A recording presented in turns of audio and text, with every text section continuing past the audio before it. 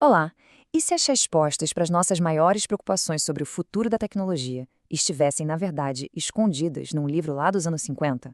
Pois é, hoje a gente vai mergulhar no trabalho de Norbert Wiener, um matemático que teve uma visão do futuro tão precisa, mas tão precisa, que chega a ter um pouco assustadora. Essa é a grande questão que vai guiar a nossa conversa. Como é que um pensamento de mais de 70 anos atrás pode ser a chave para a gente entender a inteligência artificial e a automação de hoje em dia? Bom, para achar a resposta, a gente precisa voltar um pouquinho no tempo, mais exatamente para o começo do século XX. Para a gente entender o pensamento do Wiener, primeiro a gente precisa entender o mundo que formou ele. No início do século XX, os alicerces da ciência, sabe, eles tremeram. Aconteceu uma virada de chave que exigiu uma forma completamente nova de enxergar o universo. E a mudança foi radical. De um lado, a gente tinha o universo de Newton, um relógio perfeito, sabe? Tudo previsível, tudo organizadinho. Do outro, cientistas como Willard Gibbs apareceram com um universo completamente diferente, um universo de probabilidades. A pergunta mudou. Não era mais o que vai acontecer, e sim o que tem mais chance de acontecer. O acaso deixou de ser um mero erro de cálculo para se tornar parte do tecido da realidade. E a grande força que rege esse novo universo tem um nome: entropia. Pensa nela como uma correnteza universal, que está sempre puxando tudo da ordem para a desordem.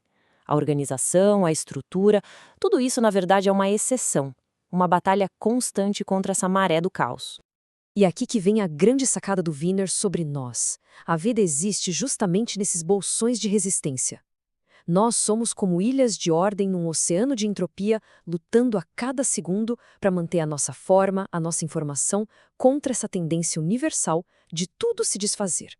E foi exatamente para descrever essa luta contra o caos, tanto nos seres vivos quanto nas máquinas, que o Wiener desenvolveu uma ciência completamente nova. Ele a batizou de cibernética. A palavra vem do grego kubernetes, que significa timoneiro, o piloto de um barco. E a ideia central é exatamente essa. É sobre dirigir, sobre controlar um sistema para que ele mantenha o curso no mundo cheio de incertezas. Não importa se esse sistema é um ser vivo ou uma máquina. E qual é a principal ferramenta desse timoneiro? A arma central nessa luta toda pela ordem. É um conceito que hoje é super familiar para a gente: o feedback. O circuito de feedback, na sua essência, é um processo de aprendizado contínuo. É bem intuitivo. Olha só. Imagina a tarefa de pegar um lápis. Primeiro vem a intenção. Depois, a ação, a mão se move. Em seguida, a informação. Os olhos comunicam a distância, os nervos sentem a posição. E, por último, o ajuste. Com base nisso tudo, o movimento dos músculos é corrigido até o lápis ser pego. É assim que qualquer sistema se ajusta e navega pelas incertezas do mundo.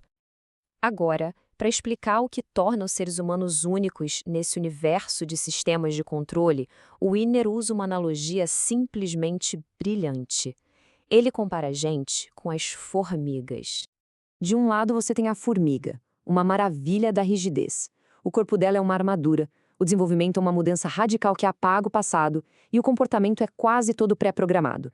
A sociedade dela é um reflexo disso, imutável, um estado fixo. Do outro lado, o ser humano. A gente é o oposto. Nosso esqueleto é interno, flexível, a gente passa décadas aprendendo e a nossa maior ferramenta não é o instinto, é a nossa imensa capacidade de adaptação.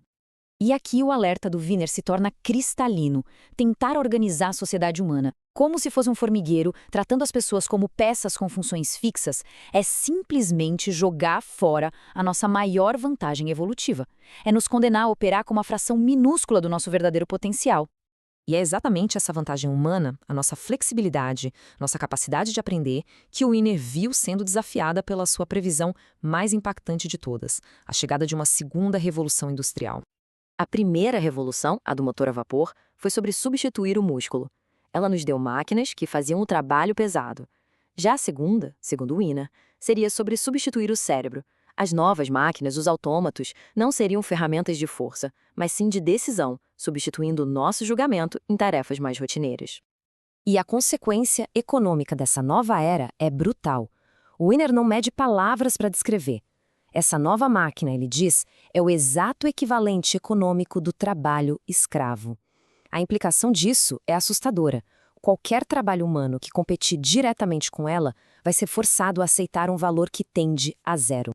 Com essa previsão bem sombria na mesa, a pergunta se torna urgente. Afinal, quais foram os alertas específicos que ele deixou sobre um mundo que depende cada vez mais de máquinas que tomam decisões por nós? Então vamos dar uma olhada agora nas advertências do Wiener que soam como se tivessem sido escritas ontem mesmo.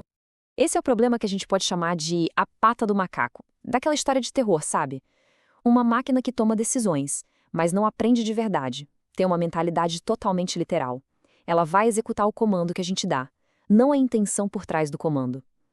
Se não examinarmos com muito cuidado as regras de como ela funciona, podemos pedir uma coisa e receber o resultado de uma forma desastrosa. E esse alerta vai muito além das máquinas de metal. O Wiener argumenta que quando organizamos pessoas em empresas, em governos, em exércitos, e tratamos elas como peças de uma máquina, como engrenagens com funções fixas, o perigo é o mesmo. Essas máquinas de carne e sangue também podem executar ordens literalmente, sem responsabilidade ou compreensão, levando a consequências terríveis. E assim, a reflexão do Wiener ecoa até hoje.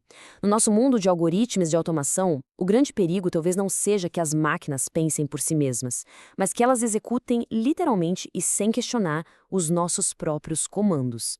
A pergunta que ele nos deixa 70 anos depois não é sobre a inteligência das nossas máquinas, mas sim sobre a sabedoria das nossas perguntas.